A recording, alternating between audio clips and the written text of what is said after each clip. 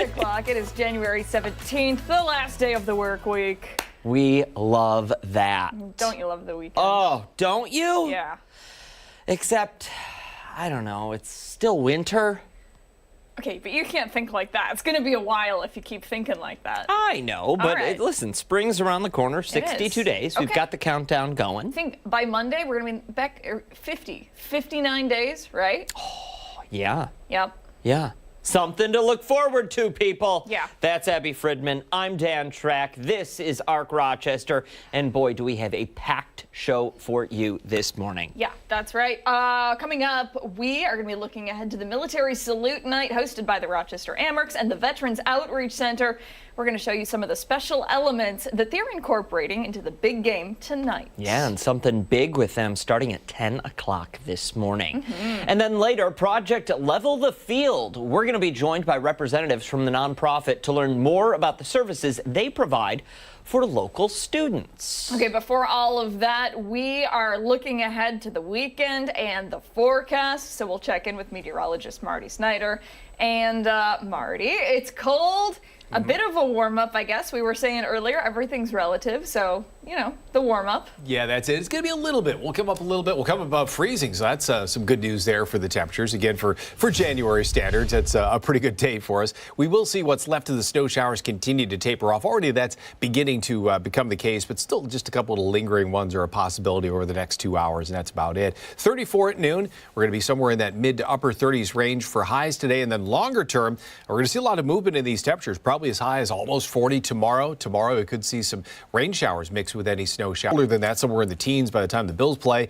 And then as we head into early next week, may even struggle to hit 10 on Tuesday. Some lows in the single digits below zero then. So overall, some significantly colder weather for the longer term. So all the more reason to enjoy those 2 days, both today and tomorrow, when we break the freezing point by at least a little bit during both afternoons. Ooh, we lean. Yeah. Oh, yeah. I like that. That's what that weather is. Yeah. That is what that weather is. It Not is too exciting. It's brutally cold. And Marty, you were just talking about the Bills game, and you know they're getting ready to play the Baltimore Ravens. They were saying that it was too cold outdoors for them to practice. Too cold so, for the Ravens. It'll be interesting to see what happens this weekend. It sure will. We'll all be watching, that's for sure. Yeah, something tells me they're going to have some cold fingers and cold toes on that team and not throw very well out there. You know. I'm not trash talking. Listen, I don't care. Yeah, I'm trash talking.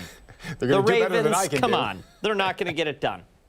They're not. Really? Okay. That's All my right. prediction. It's a right hot here, take right for now. a cold day. Yeah. Ooh, Yes, there it is. you go. Yep. All right. Thank Marty. you, sir. Hey, Okay. speaking of the Bills, Sunday, obviously a big day as the Bills get ready to take on the Ravens. This is a game that they absolutely must win in Orchard Park, the divisional round, and it's a highly anticipated game. We know they did not do so hot against the Ravens earlier in the season, so... It was warmer, though. It was. Yeah.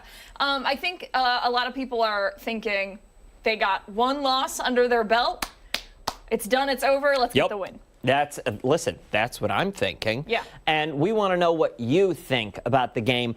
Our poll of the day this morning, what's your ritual before a Bills game? Abigail? Yeah, the options: wear specific clothes, watch in a specific spot, eat specific snacks, or you just don't talk about any predictions. Do you have... Okay, so I never thought about this, but I feel like even this people who don't talk about predictions are not going to weigh in on this poll because it would be some sort of prediction, wouldn't it? Oh, maybe. I don't know. That could be. I don't know how deep the superstitions I don't run. know either. What are you going to pick? Okay, so I wear the same shirt every weekend. Okay. Every Bills game. Okay. And the weekends that I have not, they have lost. And last week, this is how superstitious I am, I was watching the Bills game at home, had the shirt on, had a sweater over it. Uh-oh. And then immediately the Broncos got a touchdown. Yep, Swiss took cheese. the sweater off, and we were fine. Yeah? After that. We were fine. Yeah.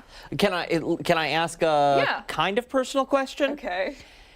Do you wash the shirt? Okay. You know how I am. No, I'm Yes. just wondering if, Of course I wash the because shirt. it could just be worn just during No. the game. No. Wear it all day. Okay. Yeah. Okay. It gets washed every Good. week. Yes. All right. And Fair. I also have a hoodie that I wear at the midway point during the week, like on a Wednesday. Okay, that's a little OTT. It is. It is. I don't know what to tell you. They've been doing good this season. We failed to include something like nothing. No, I don't have a specific. You want to know why? And I thought about this. Because every time we give that as an option for the poll, we have so many negative Nancys out there on the social media interweb that's always the winner. I don't do anything. I don't like anything. It's Fair. like, okay, then don't play. Then don't play. I would say then eat specific snacks. And if your specific snacks are different snacks every week, but it's snacks, I think snacks is a category of specific snacks if you want it to be. How many times are you going to say snacks, man? That was like 8 in a row. Well, you know when you say a word over and over, X account, and we want to know your thoughts, feelings, and opinions. Even leave us a little comment. No, keep your feelings to yourself. I feel like the Bills are going to win. How about that? Okay, yeah. Thoughts and opinions mainly. But we'll share it coming up at the end of the 9 o'clock hour. So. Emotions, save it for your therapist. Let's move it along now. We're staying active because these cold winter temps make it hard for anyone to get that blood flowing. We want to stay indoors, stay on the recliner, and stay covered up. Yeah, so true. But there is one gnarly place in Rochester. It is sure to keep you rolling no matter the weather outside. Chris Lopez is live this morning at Breaking Free Skate Park. He's showing us all of the amazing things that they have to offer. Chris, you were jumping into a foam pit when we checked in with you last. What are you up to now? We are on one of the half pipes with the spine. I got Dave, I have Jack, I have Tyler. All morning now they are in tandem with this 360. And it happens sometimes. Sometimes you fall, but you get back up. That's why you wear that protective equipment. Does that happen all the time? That's right. Well, falling's a part of it, and it helps you progress as a rider. You can't learn without facing adversity. So yeah. I feel like that teaches you some stuff, right? A lot of sports translates to life, as cliche as it sounds, but falling and getting back up. How many times have you fallen hard and still want to keep doing this? You're so good. That's right. Well, doing it for as long as I have, I've been in BMX for over 10 years, and I've lost count of how many times I fall. I look at it more as falling as an invitation to try again more than anything. Yeah, so my name is Jack Seeley. I'm a third-year mechanical engineering technology student at RIT. Yeah. And I'm also a team rider here at Breaking Free Skate Park, and get to know new people through it. Teaches me a lot of perseverance, teaches me about love in the community. And what's the atmosphere like here? It's incredible. Well, coming here for bike nights on Wednesday and getting to know the scene better, I love it. Getting to ride with a new face is amazing. Even, showing up, working with the guys who aren't on, my toy. Yeah, Tyler's been on a scooter throughout the morning. Dave is on the BMX bike. We have the Tykes trying stuff too. It's pretty cool. This is for all ages. Absolutely. Yeah, I've seen people who are coming out of retirement to come ride. And then how long have you been on a BMX bike? I've been riding BMX for at least 10 years, and I haven't ever really taken any major breaks besides starting college. I had to slow down a little bit to keep my paces up and make sure I'm acclimating to that sort of environment a bit better. But now that I'm a third year in school, I can balance my workload a bit better, and I know where I face, and I know that I need to come ride BMX to keep positive and keep having fun. Yeah. How many skate parks have you been to? How many indoor parks have you been to, or even outdoor parks? When I was younger, there was a indoor spot called Cranks in Syracuse, and that was really fun. But it closed down. There's a little bit of overlap actually with that place closing and this one opening up. So there's another place out there right now. I tend to like riding street in the summer. I like riding trails in the woods. I like to dig my own jumps. I like to go blaze my own trail, if you will. I was going to ask you, how does this compare and contrast with different parks you've been riding for 10 years? I'd imagine you've been in different parks, just like you said. How does this compare and contrast? Well, coming here, I see a bit of everything. So in the rhythm section, it feels like trails. In the street section, it feels like I'm out, hitting the town. In here, it's a little bit more traditional skate park with a lot of transition in it. And you're coming here, there's a bit of everything. Everyone can have fun. And I want to go over to Dave, who's the owner, specifically hopping off the phone and coming to a place like this, or just trying any sport, really, but really hopping off the phone. Why do you say that? Why do you think that your park kind of helps people do that? I mean, everyone agrees the kids and the phones is getting to be a problem, right? We've transitioned from the play-based childhood to the phone-based childhood. And it's like, you know, parents come here with their kids. They love it. They're sweaty. They didn't ask for the tablet for like an hour, and they're like, oh my God, this is amazing. And I'm like, yeah, tell your friends. Like, every kid needs this, honestly, because the phones just like hijack your dopamine system. And these sports are like perfect because they're personal progression oriented. All those little gains. It's a little bit different than being on a team sport. Not to say there isn't value there, because there is value with the cooperative nature of it. But the fact that you're out here on your scooter, skateboard, whatever, doing your little progress, it's a perfect combat for the way the phones hijack your brain. When you guys open, if someone wants to check this place out? What's that? When do I open? Yeah, when you guys open? We open at 4 Tuesday through Thursday. We open at 1 on Fridays, and we're open 10 to 10 Saturday, Sunday. There we go. We're going to be here for one more hit. These guys have been ripping all throughout the morning. It has been really cool to watch these guys do their thing on the half pipes, the spine, whether it's on the ramp right there, or in the foam pit. Back to you guys in studio. They're going crazy. Chris, can you do rollerblades there? Asking for a friend. Yes, yeah, you can.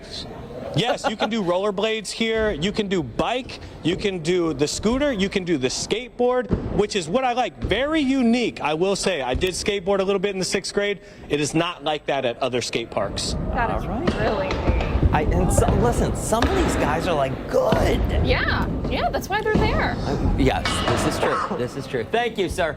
Time right now is 8:12. We still have a lot to get to here on ARC Rochester. When we come back, some of the local efforts being made to support those who are impacted by the California wildfires. Hey, and don't forget, as we head to break or you head to the door, you can take us with you. We are streaming live right now on the 13WAM YouTube channel. Stick around. We're back after this.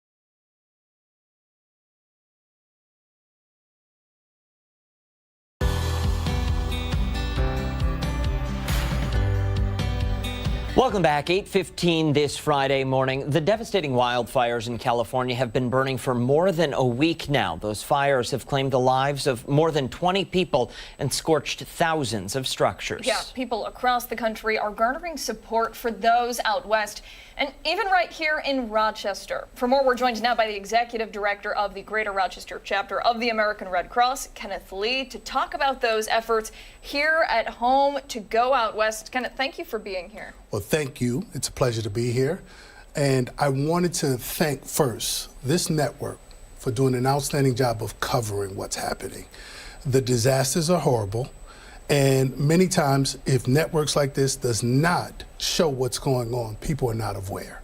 And we can't do what we do in terms of supporting those individuals without people being aware, and then in turn providing us with the financial support that we take to give directly to those people that are affected. So Well, thank you so much for that. Thank you for that, but you guys are really the ones who deserve the credit. You're on the ground doing the hard work, getting those donations, making sure that that money is spent properly. So first and foremost, let's talk about what you guys are doing locally that is impacting hundreds of thousands of lives out west. Yes. So first and foremost, we have volunteers from this area that are actually out on the ground right now. They're part of a large contingent group of volunteers that are providing food, shelter, and emotional support via caseworkers. And so currently right now we have 5 volunteers from this area. We are part of a group of people who've provided 33,000 meals and snacks thus far. We have 6 shelters and safe spaces in that area. And with respect to the caseworkers, we are talking with people, trying to walk them through what to expect and connect them with other additional resources. I'm wondering how this network of Red Cross branches works. So here in Western New York, you're communicating with people out west. You're communicating with people in the South, all around the country. How do you determine where you're going to send your help? So first of all, great question. We are a national organization, but we have local chapters. And so there is a level of support that we raise dollars so we can support our particular communities. The Western New York area we service 27 counties. The Rochester chapter services 8 counties.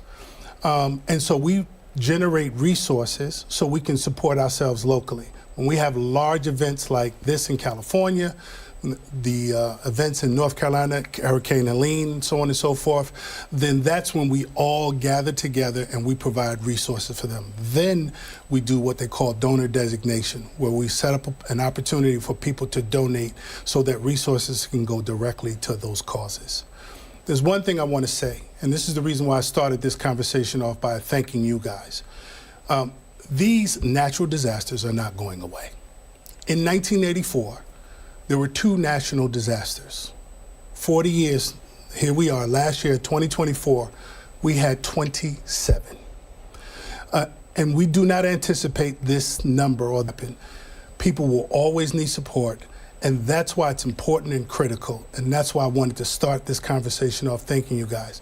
Because when you bring awareness to our people, they become informed, and we have some tremendously caring people. And so there are times in which I'll be at the University Ave location or even the Henrietta location. We've got citizens in our community that stop by our buildings and say, what can I do to support? So thank you guys for that. Well, and do me a favor and answer that question, because something tells me there are people sitting at home watching this right now live, wondering to themselves, okay, this is happening out in California. I know I can't drop everything in my world to go out there and assist, even if I want to. What can I do? Great question. And permission, I'm going to pick this up. Please. So there's a couple of things that one can do. There's financial donations. You can visit redcross.org, or you can call 1-800-RED-CROSS. That's 1-800-733-2767. Or for this particular incident, you can text CA Wildfires. That's all one word, to 90999. It's 90999. So that's one thing we do, because resources are financial resources, and we are always, I think I visited this place before and talked about the importance of volunteers.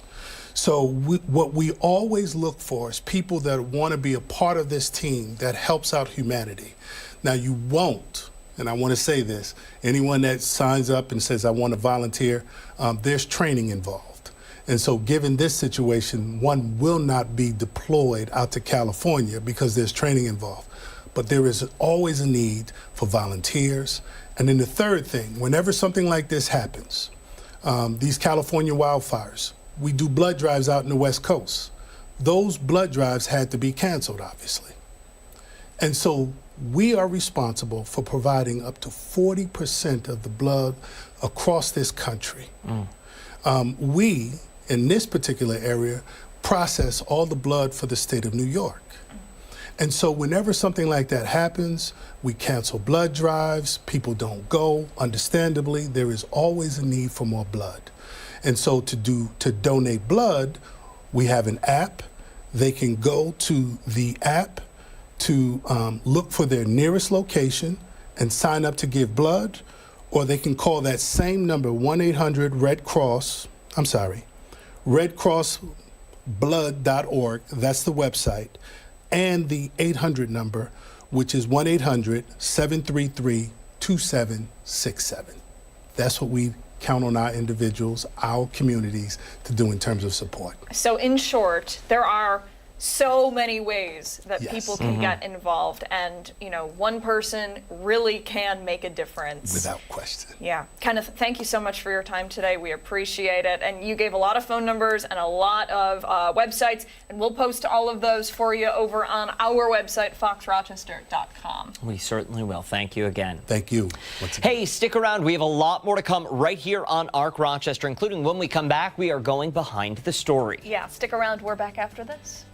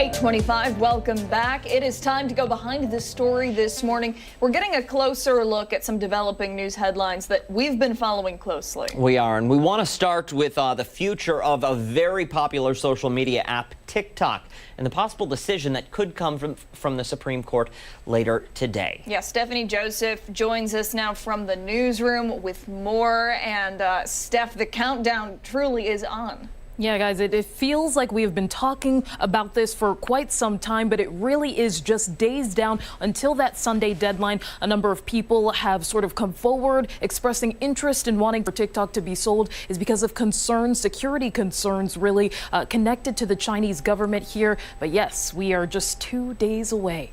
Okay, so we now know that the Biden administration has kind of washed its hands of this issue and says this is up to the next administration. administration, the incoming Trump administration, but it's still heading to the Supreme Court today. So what can the Supreme Court do today that will make a difference? Yeah, so there are kind of two options that they may be able to do. One of them being that they are able to institute some sort of temporary pause to give TikTok more time. That's been something that we've been hearing a lot from the incoming administration, Trump specifically, saying that maybe there is something that can be done to allow for more time. We also know that he has had a soft spot with a lot of the CEOs, tech CEOs out there. So it seems like, especially with the TikTok CEO being invited to the inauguration, that there could be some room in there in the next administration for there to be some movement. But as for something else that could come out of today, there is also the Supreme Court letting that ban stand. And Steph, we know that TikTok is especially popular with the younger generations. Do we know just how many people would be impacted if TikTok were to go away entirely? Yeah, that rough estimate is about 170 million Americans. It's on the phones for a lot of people around here. We heard recently from a different report that we did here at our station that a lot of people, creators specifically, are really going to feel this because a lot of people believe that it's a source of income. Yeah, and it's not necessarily going to disappear from phones come Sunday, correct? Yes. I want to talk about some of the lawmakers who really supported this bill. It did pass the Senate and the House, making its way through Congress. This measure did to ban the app over fear of data mining in China. But has anybody changed their minds like we've seen President-elect Donald Trump do? Because, as you mentioned in the very beginning, he was against TikTok, but then kind of changed course once he saw how well it played to a younger base in helping him secure the White House in this past election. Have we heard of any lawmakers in Congress that have said, you know, maybe we should reevaluate? Yeah, there kind of seems to have been that last-ditch effort this week, actually, for there to be a bill introduced. 270 more days, that was what was on the table for that bill introduced by Senate Democrats to give TikTok some more time to either sell or find a different owner. For example, let's see if we can hear from two lawmakers.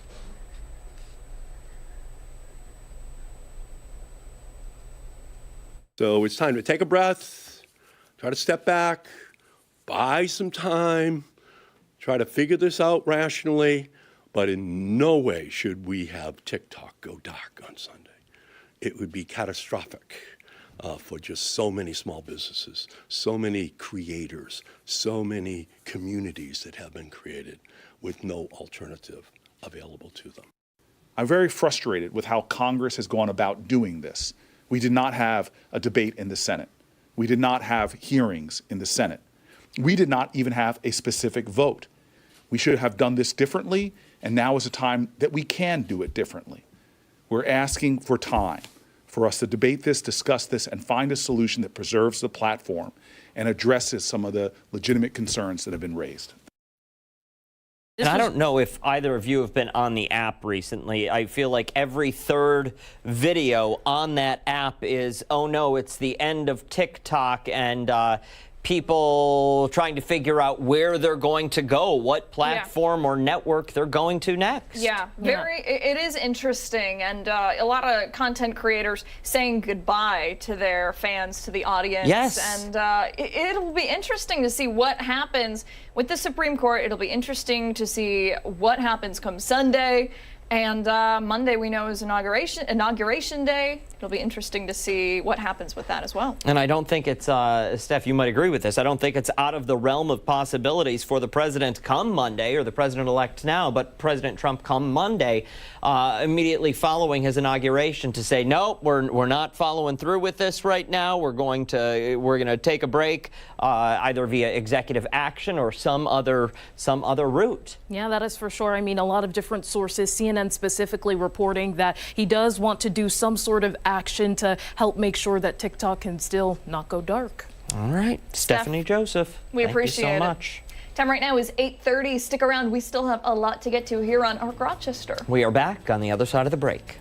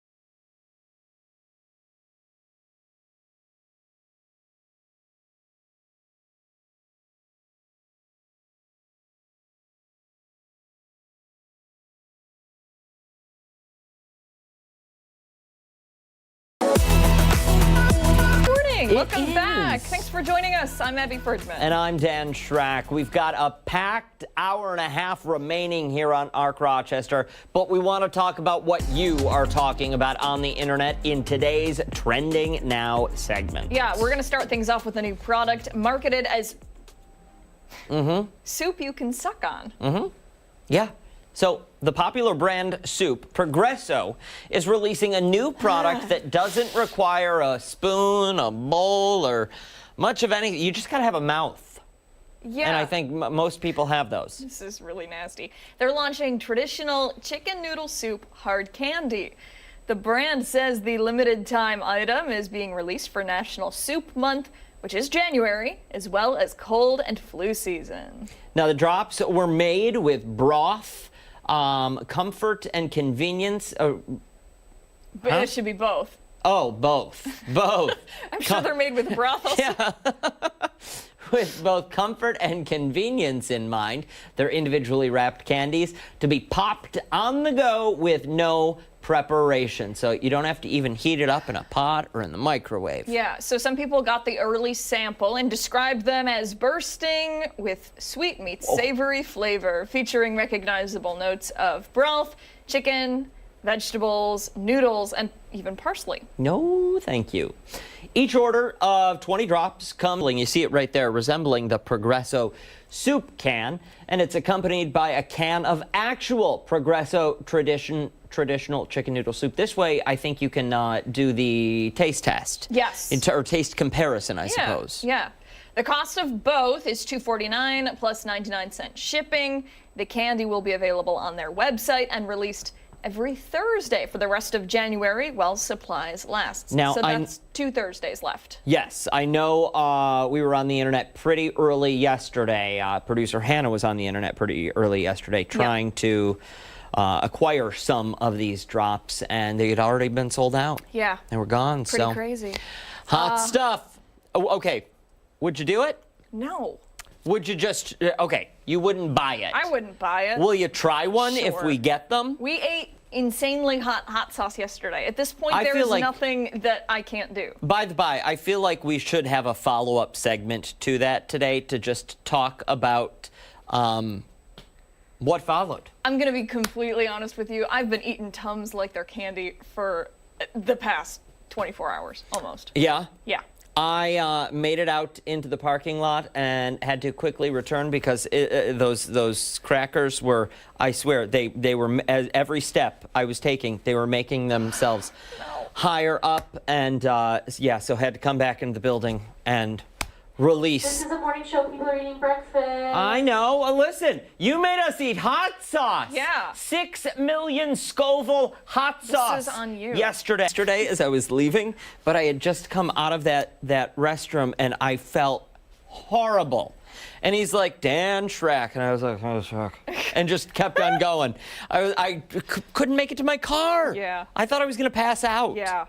I felt not great. That was rough. Yeah. All not right. fun. Another food story for you.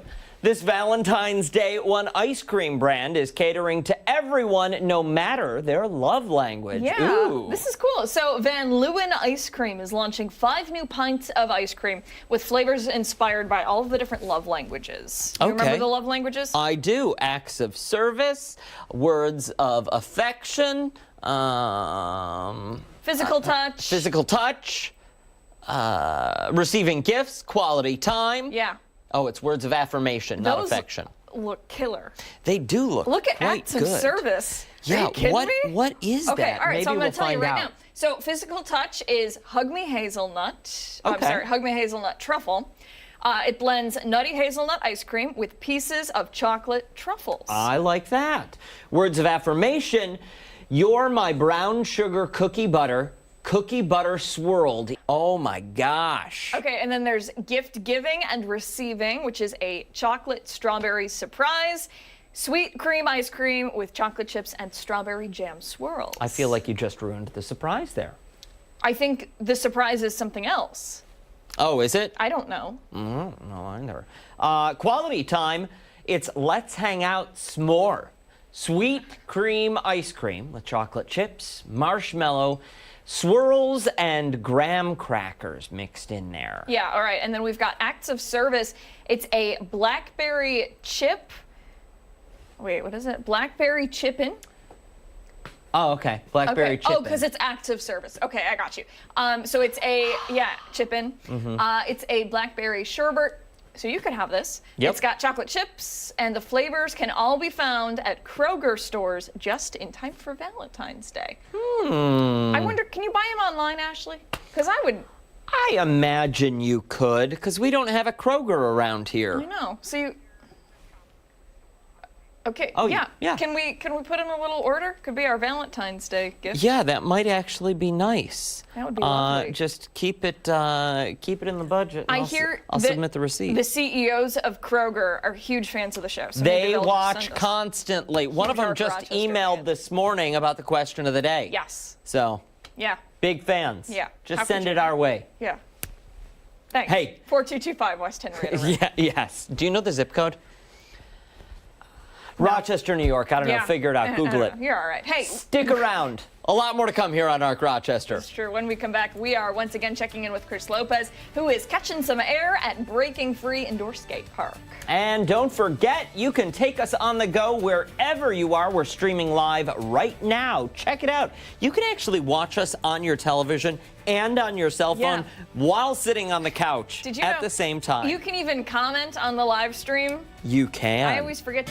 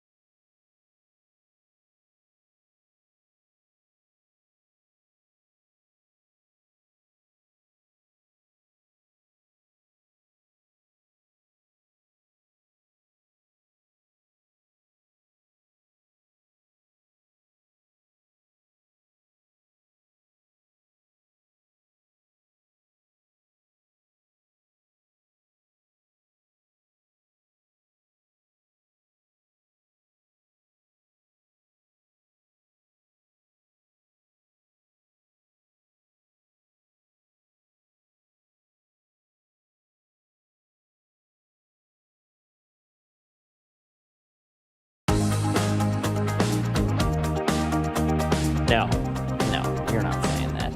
He was a skater boy. She said, see you later, boy. He wasn't good enough for her. Beautiful. Yes, it's snowy outside, but that doesn't mean that there aren't local indoor skate parks where you can get your shred on. Yeah, there's a skate park on University Avenue, and it is making it easy for everybody to stay active, catch some air, and become a thrasher. I think that people just looked up skateboarding words and stuck them in these scripts. Yeah, I feel like he did. Chris Lopez out there showing us some pretty cool tricks at Breaking Free Skate Park. Chris, put your shin guards or your wrist guards on. Do you have a helmet, buddy? We got none of that stuff, man. We're just shredding it up. Some part of this 20,000 square foot skate park. I've been here hanging out with the fellas from young to a little bit older to Dave as well. I bring in Mia this morning. Mia, you are ripping it up, ma'am. How did you get so good? See, that good. Doesn't even have to. How long have you guys been going here? This is Mia's Oh dad. God, this is me and Cameron and Mia. We've all been coming here since, I guess, the beginning of this ride and push around. It's like from 8:30 to 10 on Sunday mornings at the beginning of the month. Oh, girl. Hi. Here. You're not nervous. She's so small and she's on a bike. It's an extreme sport. I feel like parents should be very nervous. You're not. No. She's got her helmet. She's learning what her limits are. She gets to push it every week. She gets the foam pit to jump into. Yeah, the foam pit. I enjoyed the foam. Don't you? Tell me, do you like the foam pit? You can even give me a thumbs up. If you... You want to give him a high five? High five. Yeah. Thank you for waking up this early. Thank you, guys. Let them rip. I'm going to try and find my way up here to Dave. We have Tyler shredding on the scooter right now. I'm going to go over. Dave, owner of the skate park, who do we have here? This is Alice. Alice, good morning to you. She has been ripping it up silently, though. You don't need to be on a board to do any of that. Tell me a little bit about why you started this skate park. 2016 is pretty much the of it, right? Yeah, well, one of the really cool things about this place is it's actually the remnants of several other skate parks. Okay. So I worked at the park that used to exist here, and they got into financial hard times, and like someone had to step up to fix the situation or get involved. But this place, when the old skate park was called Rast, and prior to Rast, there was a skate park called Extremes, and a lot of the lumber that was at trying to grab the mic. Yeah, a lot of the lumber that was at Extremes was here, and even this bowl here, this came from a skate park that closed in Syracuse that Jack brought up earlier, Crank's Bike Park. So this skate park is actually made up of several other skate parks. It's like the store. I always say I'm keeping the dream alive because this is so many other facilities, so many other kids going back so far into the mid 2000s, and it still lives on in this building, in these ramps. Western New York, is it safe to say that you guys are definitely one of the biggest skate parks in the whole U.S. indoor-wise, right? Yeah, there's not too many skate parks at this scale that allow everything anymore. There's some smaller scale ones around. There's probably 3 in New York State, 3 or 4. A lot of them are much smaller than this. And like you'd have to go to Cleveland to find a park that is at this size and this scale that allows everything, really. And where do you think the future is of extreme sports? We were talking a little bit about it's taken a downturn. Is that because there's just shifts going on in extreme sports, highs and then lows? Are we just in a low, or what do you think? Well, just like everything, there's highs and lows. If you remember in the late 90s, early 2000s, extreme sports were everywhere, right? Right now, they're just kind of on a low point. And again, with the phones, kids and the phones is always going to be an uphill battle. I think we're kind of at a low point, and it's definitely going to come up. Things like having the new outdoor park in Perrington really helps. Yeah. I heard Irondequoit's building an outdoor park. Greece has an outdoor park opening this spring. So all those things are really increasing the visibility of these sports, which is going to be great for everyone.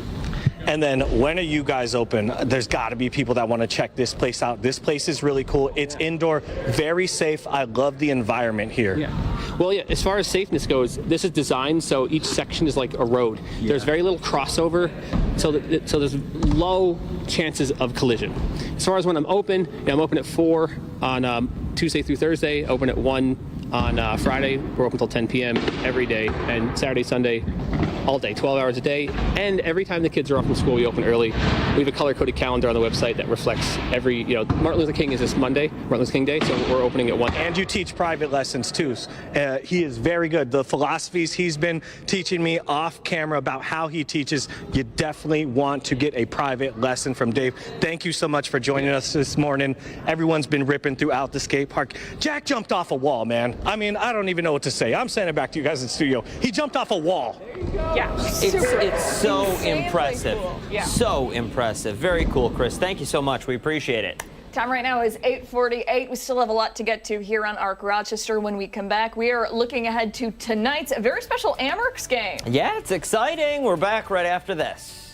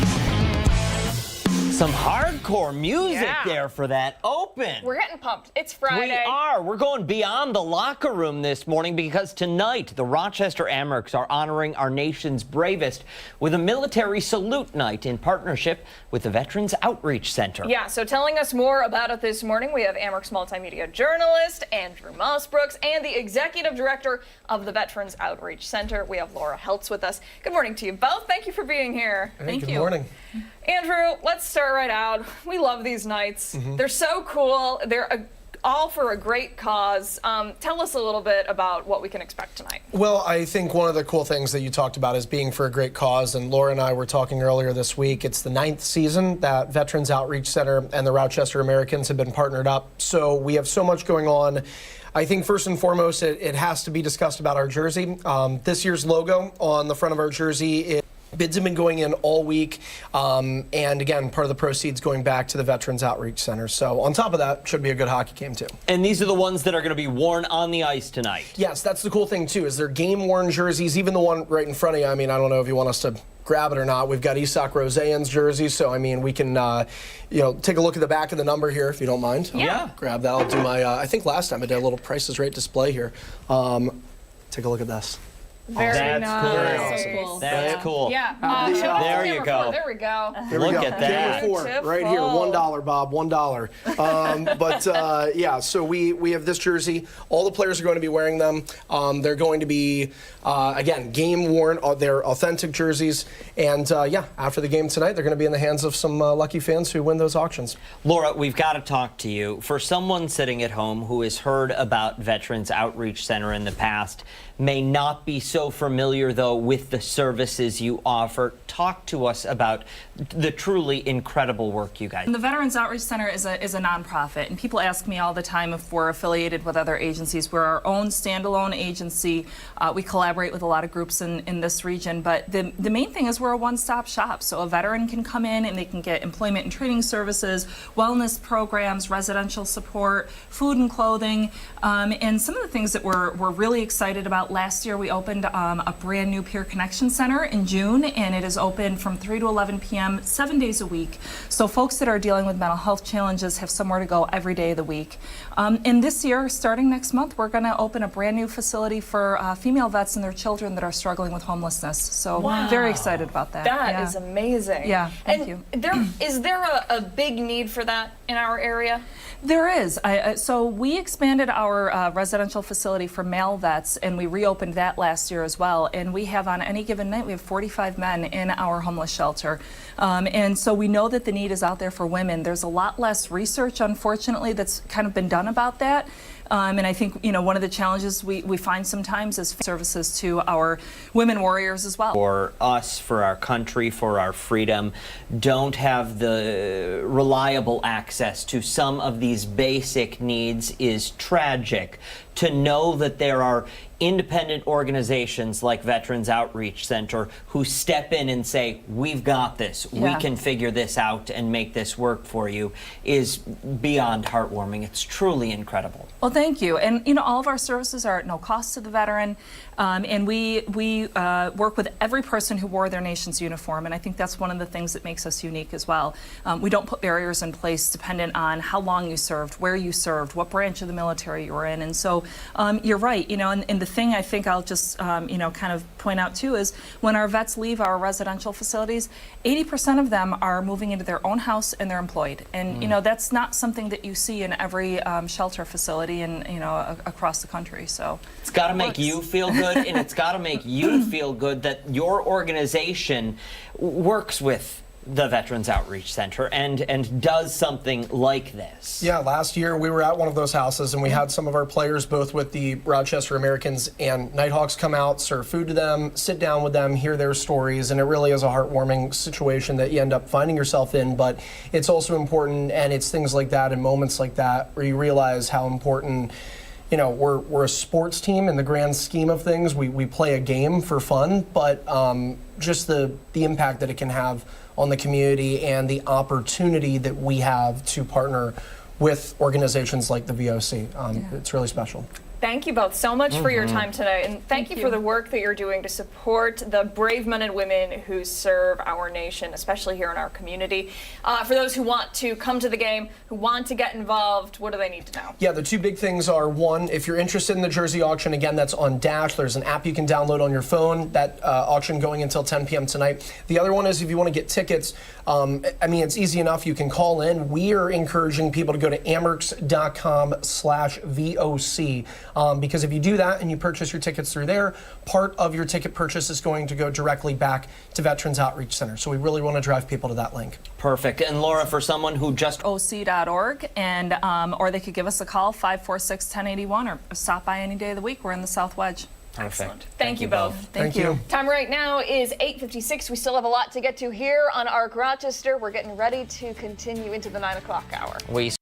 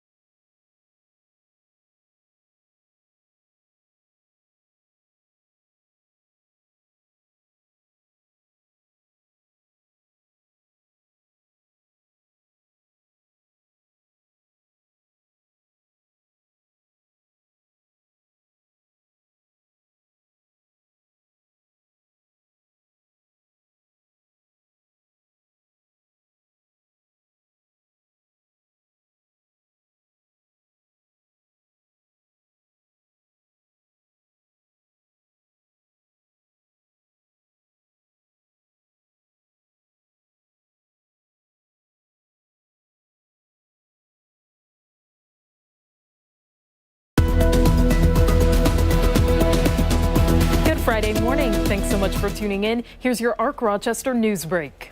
Just in, Israel's security cabinet has voted to recommend the approval of a ceasefire deal. This comes after that vote was delayed yesterday due to a last-minute dispute with Hamas. Part of the ceasefire deal set to begin on Sunday includes the release of hostages and the delivery of humanitarian aid into Gaza. The brother of a Rochester doctor, Keith Siegel, is among those set to be released. The deal now goes before the full cabinet.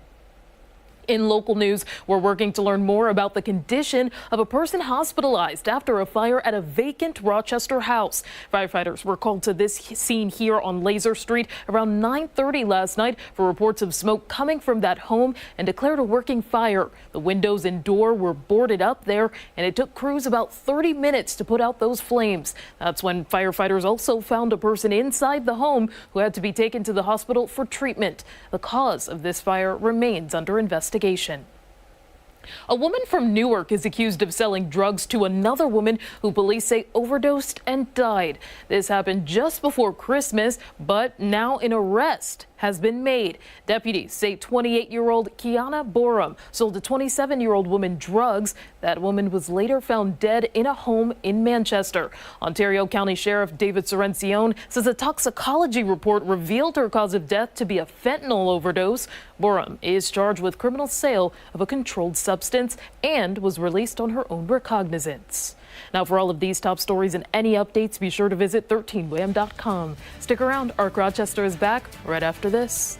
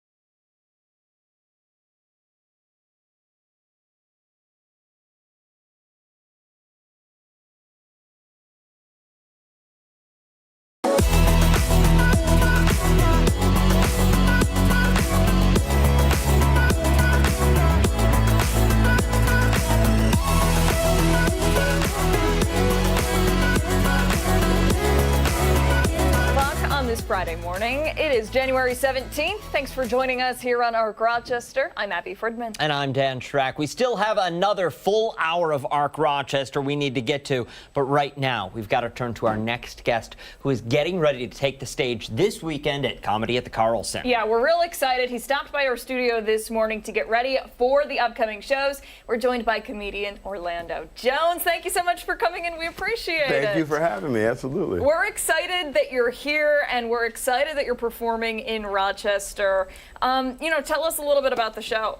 So I'm ignorant beyond belief. I talk a lot about flat earthers because, let's be honest, flat earthers are stupid. Now, I don't mean to be insulting to flat earthers, but you know it's true. Come on, please. Yeah, it's round. Yeah. It's fairly straightforward. But I tend to cover a lot of topics. I find myself off, and I think that's why are you laughing? Why are you laughing? I'm not. Because I'm surprised that people would say that. Are you serious? Yes. It is a daily thing. And the fact that I was on Everybody Hates Chris complicates it because people are like, hey, are you the little boy from Everybody Hates Chris? And I'm like, no, I'm not. And they're like, but were you on the show? And I'm like, yes, this is not working the way I wanted it to. And now it's turned into the same thing with Abbott Elementary. Yeah, I mean, that show, hugely popular as well. What's it like being on that show? Because Very huge fun. fan. Very Huge fun. fan of that show. Look, first of all, Quentin Brunson's an incredible writer. Well, it works then. Yes, I know, but I don't need this in my life, okay? I am not Jeff Goldblum in blackface. I swear I am not.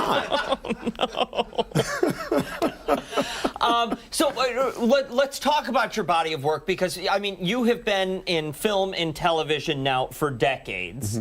You're a funny guy in film and on TV. How long ago did you start stand-up, or did you start stand-up first? No, I started an advertising agency first. I had an advertising agency when I was 18 years old called Homeboys Productions, and we did 7-Up commercials and different types of commercials. I remember that. Yes. So make 7-Up yours, of course. Yes, that T-shirt. Yes, getting kids suspended all over the country. And I transitioned from that into writing on shows like A Different World and the pilot of Martin Lawrence's show and what have you. And then I transitioned from that into doing FX and reality television. Me and Tom Bergeron and Jeff Probst and Phil Kogan all worked together.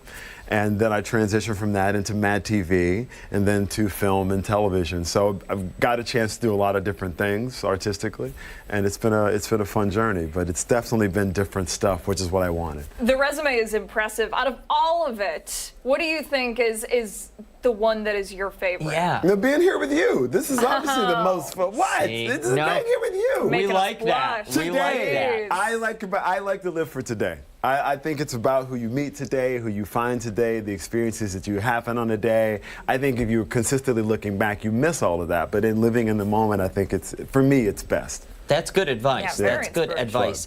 Talk to us about your stand-up act, though.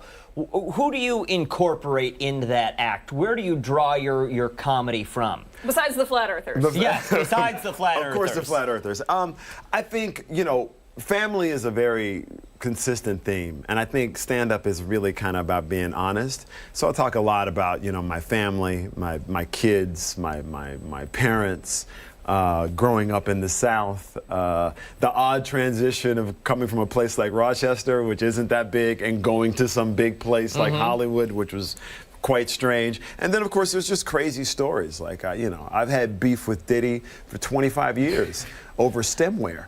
He took stemware from my house. I'm trying to tell you, I was so mad about this glasses, and he told me to go to Bed Bath & Beyond. And that was a fight. I'm still mad at him, to be honest with you. I'd be upset, too. He had a party I let him have at my house. Him and his guests left with my hand-blown crystal stemware. Now, I get it, it's not the most masculine beef in the world, but it's a stemware beef. Yeah! So I talk about these things. It was part of a set, Thank you, it was part of a set. Yes. Actually, this is how crazy this is. I was doing this movie years ago called Evolution, and I was going through Italy, speak Italian. So I got a translator, I called him back, and he made hand-blown crystal Italian stemware. His family done it for hundreds of years. So he made me what was a $500,000 set of glasses. Oh my gosh. 15 different sets of gorgeous stuff. And this guy, Diddy, and his guests walked out with my stemware. Okay, yeah. And I had it, I almost murdered someone. My inner white girl came out. It was a lot. It was a lot. I was like, what did you do with my swimwear? I don't know. Dan seems more upset about it than Well, me, but- I mean, Did you get it? It's like a bridezilla kind of thing. Thank isn't you it? so much. That stuff is important. And he It took matters. it. Not only did it have sentimental value, it had Yeah. intrinsic value. Yeah. Okay, but and also, I couldn't kill him or but nothing. wait I a had second. to let Wait it a all second. go. We're kind of stepping over the elephant in the You're room. right, you're right. You spent $500,000 on Who this spent stemware? $500,000? He just gave it to you? Yes. Makes no sense to me. He needs some stemware. That's what Thank he you. needs. Yeah. Thank you. But We're and then it was gone. So We're going to get that for you. We're going to Thank get you. that Yeah. for you. Don't Yeah. go anywhere. I'm You staying. either, because we do have Yeah. much more coming up with Orlando Jones after the break. Before we head to break, do want to let you know we've got 4 shows for Orlando Jones. 7 to 9 tonight. 7 to 9 tonight, and Yeah. tomorrow 21 and up, people. Yeah, 21 and up. We're back after this. In a minute, we'll see you guys. Don't forget, we're streaming live on the 13 Wham YouTube channel. Take us wherever you are. Yeah, YouTube's great.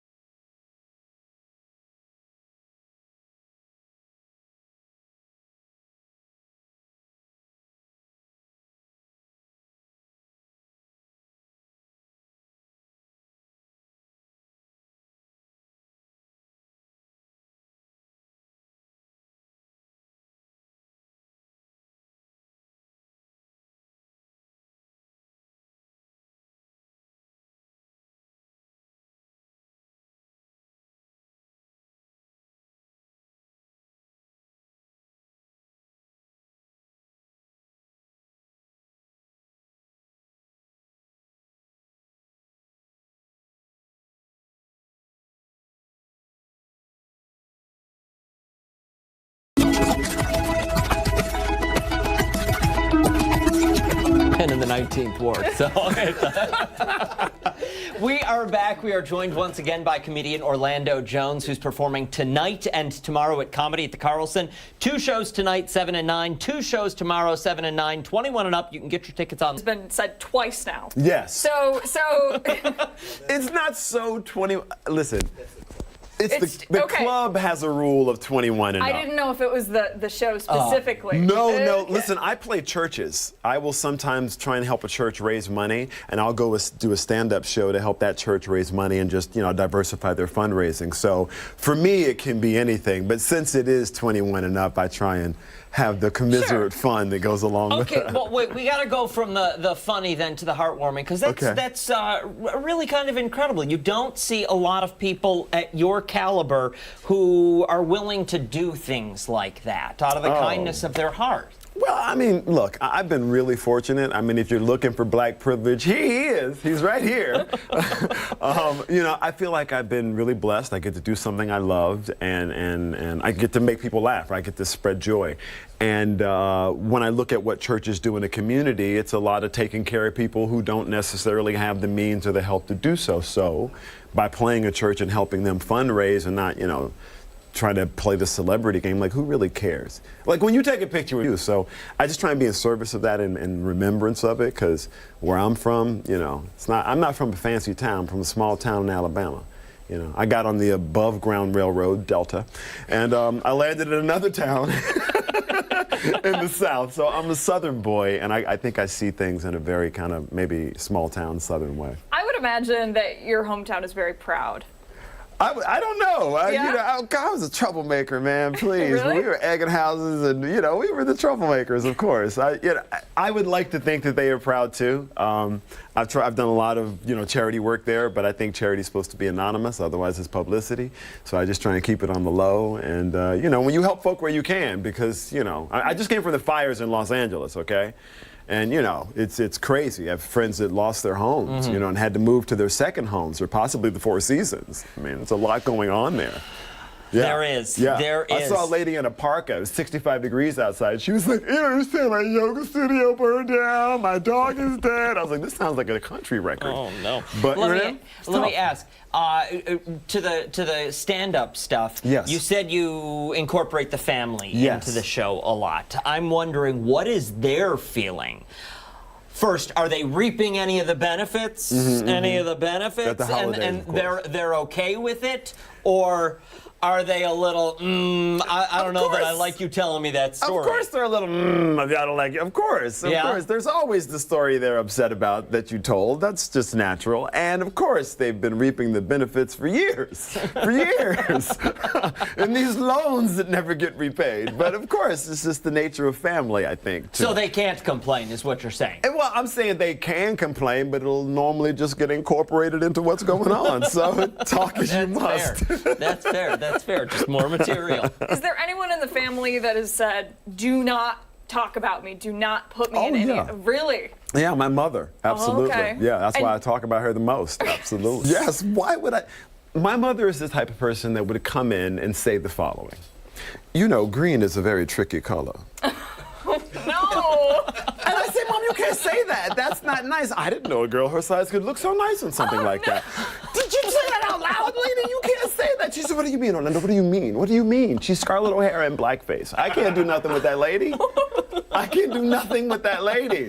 It is the truth. Listen, when the sign says no refunds, no exchanges, no returns, and you were standing there with your receipt saying, "I shop here all the time, so please go get the manager." What am I supposed to do with you? I mean, I can't. I have to talk about that. Yeah. It's ridiculous. She's a wizard. I don't know how she does it. It's like you have your own Karen.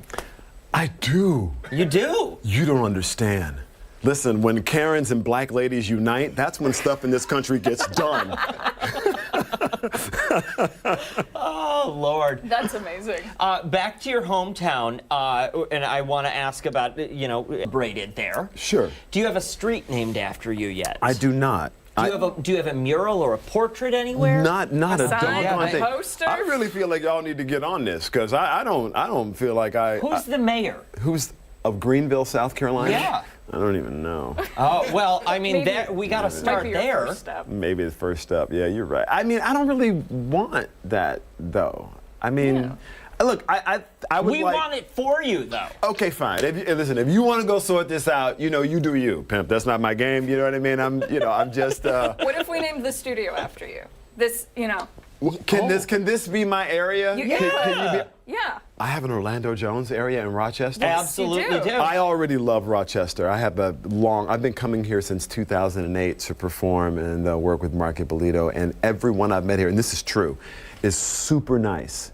It feels like I'm somewhere, like it feels like the South to me in many ways. Like people are kind. A couple old white dudes saw me in the airport and they were like, "How you doing there, young man?" And I was talking to me. I mean, people are really lovely here. So I have a little love affair going on. So I think I would prefer to have like the Rochester corner here than in South Carolina. You can have. We'll get a plaque made up. So next time you're in town, we will have that. Yeah. I don't know if it's in the budget, but we'll figure it out. Okay, fine. All right. I don't know if it's in the budget either. $30 for a plaque. That sounds crazy. It's like that tornado that came through and tore up North Carolina. Believe it or not. Yeah. That's what it is? The budget. Yes. I do believe that. I did see a tornado tear up North Carolina, and it destroyed the place. It did over $150 worth of damage. It did. It did. Tornadoes are really racist, man. They keep tearing up trailer parks. They don't never. You asked me. Ladies and gentlemen, Orlando Jones, you know him. You got to go see his show. 2 shows tonight, 2 shows tomorrow. Comedy at the Carlson, 7 and 9, both nights. Tickets are still available. More information on foxrochester.com. Thank you so much. Thank you for having me. Much. Super fun. Time right now is 9:20. We still have a lot to get to. This morning on Arc Rochester, when we come back, we're going behind the story. Stick around. We're back after this.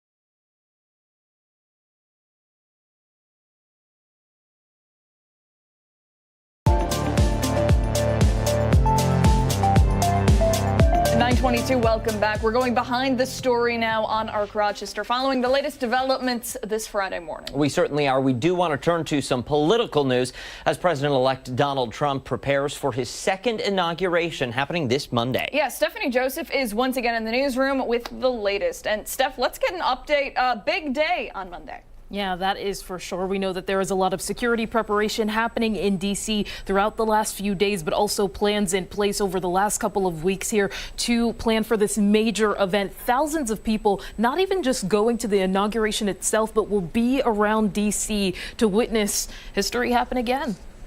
Steph, who do we expect to see at this event? I know you were covering this story a bit earlier in the morning, and you said there was going to be some big names within the tech sector from Silicon Valley who are going to be seated in the VIP section there in front of the Capitol. Do we know exactly who?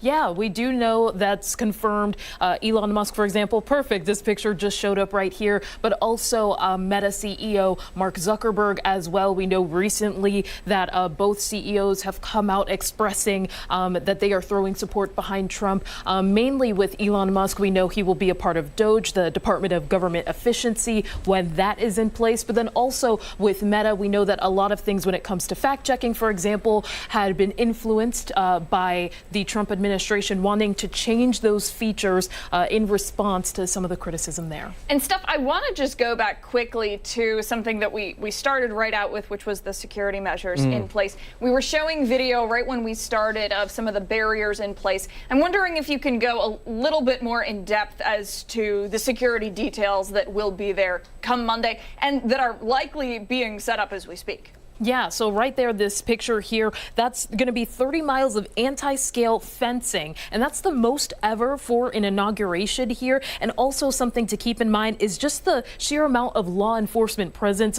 We're seeing that more than 25,000 law enforcement and military personnel will be on there. Among them, just about 8,000 airmen and soldiers from 40 states. Some of the responsibilities that they would be in charge of include crowd management, for example, or even traffic control points. And I'm sorry, just to make sure I heard you correctly, you said 30 miles of non-scale fencing? 30 miles according to Axios. Wow, that seems really incredible. Yeah.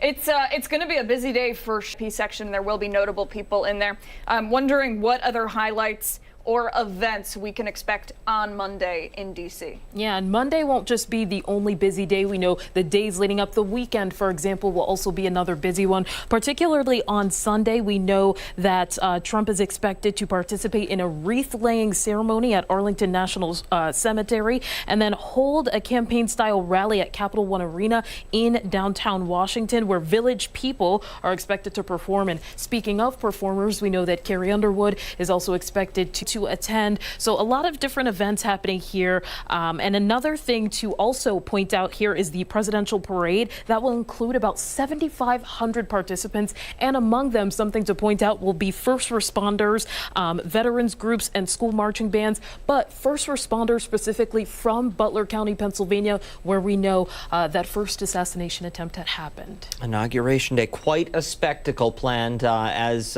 we see every 4 years when a new administration comes in and a new president is inaugurated.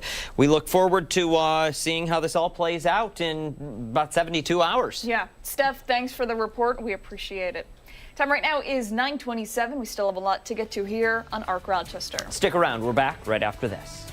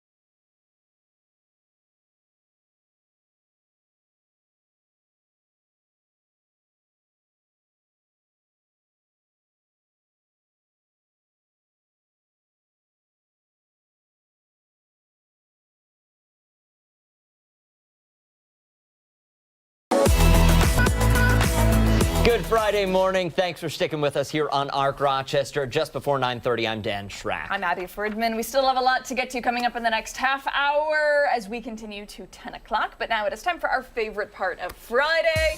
Everybody's favorite part of Friday, the weekend buzz. Our friends Scott and Sandy are here in studio. We love it. What are we talking about today, people? So, you know how we always do Jerk or Justified with you because you have the power to overturn the ruling. Yes, you do. We do it every day, Jerk or Justified, deciding the moral compass in Rochester at 720 on 98.9 The Buzz. So, are you ready for today's trial? Yes. This is a good one. This is very polarizing. Oh, yeah, this kept bouncing back and forth, though, today on the air. So you tell us what. Stay there. Okay. What? I feel like we have the perfect prop for this. Oh, my gosh! Yeah, but if I... Well, I break the table. You can do it gently. It's fine. We want to you do? Yeah. Okay. Oh, God, that thing is ugly. Okay. There we go. Court is in session. Okay, go ahead. Okay. All rise. So there is a tattoo artist in Arizona named Sosa. It's not what he tattooed, it's who he tattooed is why he is getting, and his business is getting so much hate and backlash. He tattooed a 9-year-old girl. Now, just if you leave it at that, you're like, oh, God. Yeah, let's no. But there's some depth to the story. Okay. Yeah. Yeah, so a little American flag on her shoulder, on her arm rather, right here, okay. So her family came in and is like, listen, we want our, right there. Yes. There it is. And her parents were very adamant and persistent. And Sosa is like, no, this is not a good idea. I'm not going to do this. Well, they kept pushing him, saying that they're immigrants from Turkey, and this was a way to express deep gratitude for the opportunities they found in the United States and viewed the tattoo as a symbol of their appreciation. Quote. So he caved to the pressure and gave her a tattoo. Did he know that she was a child, like 9 years old? Yeah. So there wasn't any confusion. No. And there was 100% parental consent, and in Arizona, you can do that. No, I'm not sure, because he normally doesn't tattoo underage kids, even with parental consent. But he said he agreed to doing it because they were so persistent and they pushed. Wait, so I have questions. Yeah. So he put this video online, the family put this video online. How did people kind of pick up on it? Yeah, how'd it get out? Do we know? No. Okay, that's fine. No, I don't know. We'll skip over that. So that's my question, right? Was the family like, oh, look at this, shout out to him because he tattooed our kid? Or was it like, does that make a difference? This guy tattooed our kid? Well, they wanted it. They wanted it. He even initially, he was upping the price. He's like, oh, that'll be $500. She originally wanted a neck tattoo, by the way. But he said, of an upcoming president. This is going to be $500. You don't want this. Are you sure? And they were like, no, yeah, we do, because of how strongly we feel about how great this country is. Very patriotic. So he talked them down to just an arm tattoo. Does that change anything? Now you know kind of the backstory. To ask about this. Okay. When you first were talking about this and the family brought the 9-year-old in, I'm thinking the 9-year-old wants this, the family wants this. I'm thinking, okay, maybe there's a birthmark we're trying to cover. Oh. Maybe it's some sort of, cosmetic, which I don't think is great, especially for a 9-year-old. But no. I would charge mom, I would charge dad, and I would charge the tattoo artist. They would all face charges in my book. That is egregious, that is disgusting, that is child abuse. Okay, right. Oh, wow, you are passionate. Yes, 100%. Next. I think it could wait. I don't think she needed it right away. That's good. If it really, really, really mattered, wait 9 more years. wait 9 more years. Yeah. Or whatever, until she's considered a grown-up. It can wait. Temporary tattoo, henna tattoo, like there are other options. Henna tattoo, that's what we were Sandy, saying, They come It's off permanent. eventually. It's forever, and I think it's great if you are that passionate about something, if she's that passionate about the country and is, very, very, immigrated and all of that stuff. Amazing, great. But I think it could wait. There is no urgency. My question is, why couldn't the backlash would have been probably zero instead of what he's getting now What he's risking nationally now. and like across the United States here on TV. But Also- 9-year-olds ask for the craziest things Yeah. too. They don't know. They don't. Well, Yeah. and what grows up, it's going to be stretched out and over here and back over here. Great No! point. Usually we think the No. opposite. What happens when you get older, but now it's like when you But think about it then too, right? Sure. It's Yeah. gonna like stretch and Yeah. stretch. Shrink or and like then an super American saggy. flag. Yeah. It's definitely going to be waving. That's for sure. You wave, it waves back. Yeah. Okay, so we're keeping it at jerk because this morning on the air 100%. jerk as well. And that's what the result was Yeah. this morning Good. on the radio show. Okay. Not overturning it. All right, so any tattoo artists watching, don't do You it. know the story. Okay, so the second thing, and I feel like you guys talked about this already on the show, but there's a new phobia with the younger generation. So much so, like people are so concerned that they have started a college class to help. And the I am college classes are what? Yeah. Abby and I were talking before we went on the air. We're like, we're so excited that you're here because you get so passionate if we didn't already get you passionate. So it's called telephonophobia. Telephonophobia. And it is the fear of being like talking on the phone. So there's a college in England, and I'm curious to see if it's going to come here in the U.S. How to make phone calls is the college class. Because 70% of people under the age of 35 prefer to. So here's what I said. Steph and I briefly talked about this story on our a couple days ago, and I said, you know, it's time to just get over it. Like, you don't need a college class on it. It's time to just face the fears. When I started, I mean, as a journalist, you make 25 calls a day, 30 calls a day, cold calls, where people do not want to talk to you at all. Right. And you just have to get over it. Chances are, the average person is not doing that. They just don't want to have to call their doctor, call the dentist, call their mom. You know, it's... Yeah. What do you do? You can't text those people. You have to call them to make those appointments. Right. You have to call the explodes. You have to call someone immediately. You can't text them. But you see a culture that just like we were talking yesterday about how co-workers are sitting right next to each other and they text each other instead of talking. 70% of the younger generation. I do that. Oh, you do? Well, you know, sometimes I have stuff that only Dan needs This to know is true. about. Well, this is true. I'm like, This is you know. true. So I'm not against the course. I understand that it's apparent there's a need for it because people can't communicate. We have a full generation now that doesn't know life without those things and without just texting. Yeah. I mean, they probably don't know that they even do that function. It is. So some of the homework assignments, student pairs up to practice phone conversations in class. Making doctor's appointments, ordering food. They have to leave a voicemail for a classmate or instructor is one of their homework assignments. And they have to call a local business asking for info. Oh, man. But I gotta tell you, I have a 16-year-old and she's talking about, I want to get a part-time job. And her first reaction was, let me email them or text them. I'm like, no, we don't do that. Like, she didn't even think of calling. No. I don't know, you and gotta making call. an impression, right? You can't make an impression with a text or an email. Most likely it's the wrong impression. Yeah. You know, because it can be misconstrued. Yeah. 100%. She actually said either go in person, text, or email. She didn't even think about phone call, which is wild. Is Wild, producer isn't it? Ashley texting you right now? She just texted me. Producer Ashley, who's in the booth right now. Yeah, she just texted us to It rap. says rap. It says rap. Oh, okay. She didn't want to get in our ears because she doesn't want to talk to people. She's part of that She needs to In take. England right now, and I don't know, I kind of feel like the 100 level class is going to be like how to make a phone call. Yeah. The 200 level class is going to be how to sweet talk customer service. The 300 level class is how to say goodbye, like once, not Once. bye. bye. Not like your Italian goodbyes, right? It takes her Isn't it? 45 minutes to leave. It is hard to end On the that note- conversation, isn't it? I think it's an Italian thing. Because I'm the same. Listen, Okay, you can always do the Irish goodbye. Which is just hang Just up and disappear? Yeah. Yeah, right. make That's conversation. You just walk out of the party. You don't Where did let Dan- anybody where know did that you're Dan go? going. I do that constantly. Constantly, yes. Constantly. Yeah, he's just Thank gone. you both so Thank much for you. coming bright and early. We Have a great appreciate weekend. it. Yeah. Go Absolutely. Bills, go Bills, go Bills. Don't go anywhere. When we come back, we are learning more about a nonprofit focused on supporting students across our region. Yeah, we're back after this.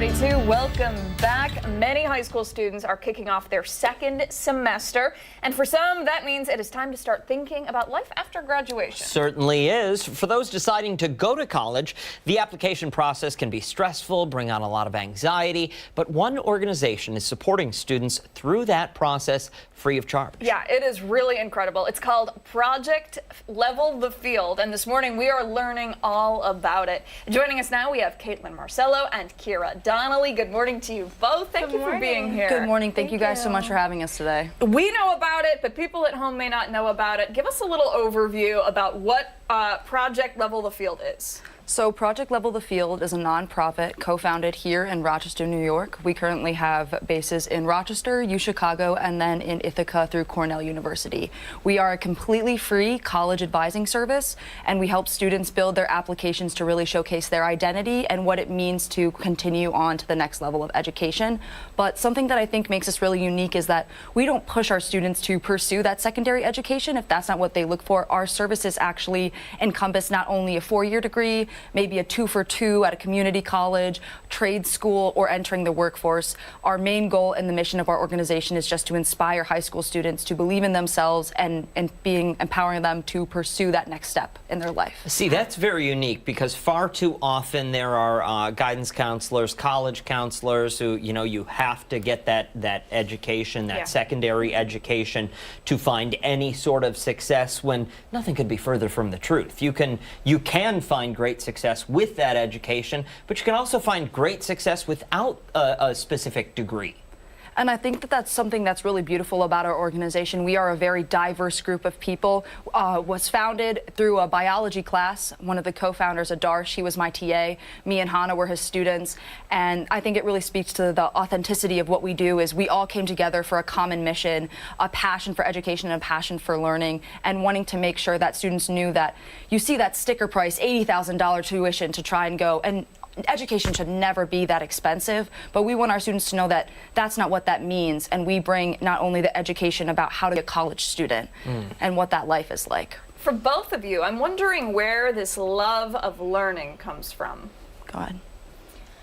I mean, the love of learning for me, I've always grown up with family in the medical field, so I'm going to college for medical stuff. I love helping people. That's one of the reasons I'm in this organization. I think as college students, it's best to, we're there firsthand, so we understand the college application process rather than these college advisors that may not have the same experience that we have. So our diverse team, we have different students from different financial backgrounds. They have gone through different things like we have. We offer a lot of financial aid resources for those students as learning has helped us better this organization. And for you? So my mom is an educator. So growing up, education was a huge part of my life. She actually was a founding principal at 2 charter schools in the city districts. And I truly attribute what I've done and what I've been able to do to my mom empowering me to say that education, although it is a privilege to so many, should be a fundamental human right. And access to that education is something that we actually don't see in the Rochester City school districts. And growing up, my mom, while she was doing her work, she educated me on the poverty cycle and how education is the means to break that cycle and what that means specifically in the Rochester community and why it is so important the work we do is being done in Rochester. So I wrote a few papers about it in high school. I wrote it again when I was in college. I took a class on inequality and microaggressions. And that love of learning was truly instilled within me by my mother and her passion for education, and that it can be used as a tool not only to better oneself, but to better others and to better your community. I think I know the answer here, but I'm going to ask this question anyhow. For a college or a high school senior sitting at home this morning, first, why aren't you in school? But second, depending on whom I'm speaking with, I'm being pushed and pulled in 12 different directions, being told this is the right way, or this is the right way, or this is the right way. What is the right way? I think when you are passionate about something, you pursue it. You can't pursue something that you don't love and be successful in it. With everyone pushing you every which way, that's why it's good to have a mentor. They can tell you, not necessarily tell you what to do, but they can help you with that journey and that passion that you have and make sure it is what's best for you. I think it's hard for a lot of students to find their passions when they're in high school. You know, you have all these courses that you're mandated to take by New York State. For me, I was lucky enough to find my passion, but so many of my students are still trying to figure that out. And what I always advise them to do is block out the noise and think of what is your ideal path. And not only is that your ideal path, but is it smart? Is it attainable? Is it achievable for you? Do you feel comfortable? And if it's a risk, do you feel comfortable taking that risk and pushing yourself to take that risk? For me, the answer was very linear, very clear. I'm not subject to the change that may happen. I might change my mind. That's part of growing up. That's part of life. But I always tell my students, stay true to yourself. Just because you think that this is right for you now, maybe that's not the case. But be open-minded, be clear-minded, and I'm going to act as a resource and a guiding force to help you make those next steps carefully and considerably. Thank you both so much for coming in this morning. Thank you guys so much for having us today. Thank you. Really an interesting thing to highlight, and we'll put the website there for you over on foxrochester.com. Time right now is 9:48. We still have a lot to get to here on Arc Rochester. When we come back, we are looking ahead to the upcoming Bills game for this Sunday. Get excited, right? I am. All right. Stick around. We're back after this.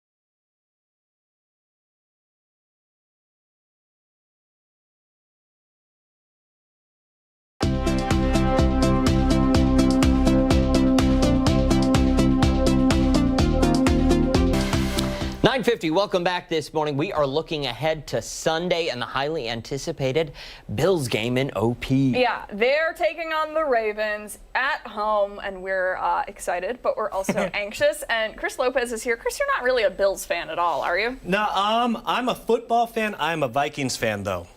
Vikings fan, Where did yes. that come from? When I was a little kid, I loved the Lakers. I thought because of the color scheme that they were related. Okay. The purple, the white, the yellow, the gold. Vikings are Minnesota, right? Yes. Yep. Small wins, Lakers, people. though, used to be the Minnesota Lakers, though. I didn't know that. They were a different color scheme back then. I think it was Carolina blue and white. But I did think that they were related, and so hence How do you like Vikings that? fan. There we go. Yeah. All right. A little bit of background there. Well, you're definitely feeling the excitement around town, though, right? Like, Yes. you can definitely tell that people... This is a football town. Yeah. Yeah. Not like Arizona's. I think Arizona's so much bigger. Yeah. So like I don't see it as concentrated. You go to Wegmans, you go anywhere at the gas station. The Bills Mafia is out. It's pretty incredible. I really haven't seen anything like that. So definitely a lot of excitement. Out and proud. Yes, definitely. So, you're kind of into sports betting, yes? Yeah, a little bit. Okay. Yeah. So I want to know what you're picking up for this game here. I'm not saying give advice, not at all. But what's the over-under? Well, no, but I'm curious to know what you're seeing online, because sports betting in general goes right over my head. I've tried so hard. I've done stories on it. Too. I've done the research. I read the articles. I still don't understand and it. I don't get it. I don't. I just always give away money. It's always how it works. That's what they I'm want. not That's saying what Vegas. from the people that are really invested in sports betting. So I'll start out with the over/under, Dan. It's 50. Right, both teams, and it's interesting, both teams average 30 points a game. I think the Bills are number 2 in points per game, and the Ravens are number 3. So Vegas is thinking, what I think, the cold is going to play a massive factor. It's going to be a slower game. They're going to run the ball a lot more. It's not going to be in the hands of Lamar Jackson and Josh Allen as much throwing the ball, just because of how cold. I think it's going to be 12 degrees. Like I'll leave that to Marty, but about very 12, cold. It's going to be incredibly cold. Another thing I would like to point out, though, is how the cold does play a factor in how the fans cheer, right? When you go to the stadium, I've never been to the stadium before, but I have read about it. It's one of the harder stadiums to play in because of how loud the fans are. And that distracts you. Can you imagine just people yelling while you're trying to do your job? Believe it or not, yes. Yeah. Yeah. Like when, someone, even just me, if someone's in my ear, I'm like, oh, I'm trying to ask a question. I'm trying to hear something. You can imagine it's fourth quarter. It's a 2-minute drill. It's a close game right now, and you're pushing. You see the quarterbacks pushing that in. It's because they can't hear. Yeah. And they're trying to call audibles. They need the offensive line to know things. They need the wide receivers to know things. And it is so loud. But because it's so cold, are the Buffalo Bills fans going to come out? The Bills Mafia, are they going to be that loud? There's no question about it. Yeah. 1000%. Honestly, when it comes to the cold the Bills weather fans, doesn't bother them. The colder, the louder they are, and honestly, the more that they drink. Yeah. And it just adds to the chaos. I am Jumping through not. tables. Well, yeah. I don't even question it for a second that Highmark Stadium is going to be insanely loud. There has been this new rivalry that has developed between the Ravens and the Bills fans. Maybe not necessarily the teams themselves, but the fans. I know you're not big on social media, but the battles online have been vicious. Really? Between the Bills Mafia and the Ravens fans. It's been ugly. So I'm really looking forward to the game. I think it's gonna be a showdown no matter what. One question, you get one answer I here. know what is it? Who's gonna win? Oh man, I don't know, man. You get one answer. You get like 12 seconds. I gotta lean Lamar Jackson, man. He's just a better quarterback, especially this season. I know Josh Allen is gonna win the MVP because they got a better record. Somebody get the hook and drag him off. Sorry. Stick around when we come back. Our final results from our poll of the day. I can't wait to be right on Monday. We're back Me after either.